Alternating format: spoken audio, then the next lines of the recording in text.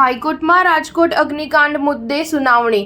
એસઆઈટીએ final report રજૂ કરવા 2 મહિનાનો સમય માંગ્યો હતો। સરકારે 28 જૂન સુધીનો સમય આપ્યો। 27 લોકોને ભરખી જનાર રાજકોટ અગ્નિકાંડ મુદ્દે આજે એટલે કે 6 જૂનના રોજ ગુજરાત હાઈકોર્ટમાં સુનાવણી શરૂ થઈ ગઈ છે। જજ બિરેન વૈષ્ણવ અને જજ દેવેન દેસાઈની બેન્ચ સમક્ષ સુનાવણી ચાલુ છે। અમદાવાદમાં શ્રેય હોસ્પિટલ ફાયર દુર્ઘટના સમયે પીઆઈએલ કરનાર એડવોકેટ અમિત પંચાલ હાઈકોર્ટ રૂમમાં ઉપસ્થિત છે। રાજકોટ મહાનગરપાલિકાને રજૂ કરતા એડવોકેટ જનરલ કમલ ત્રિવેદી અને additional advocate general Manisha Shah પણ કોર્ટમાં ઉપસ્થિત છે। ફાયર ઓફિસરો પણ કોર્ટમાં હાજર છે। કોર્ટ સમક્ષ હાલ મોક ડ્રીલના ડેટા મુકાયા છે। હવે વધુ સુનાવણી 13 જૂને હાથ ધરાશે। કોર્ટના ઓર્ડર મુજબ 4 મહાનગરના કમિશનરોએ એફિડેવિટ ફાઇલ કરી।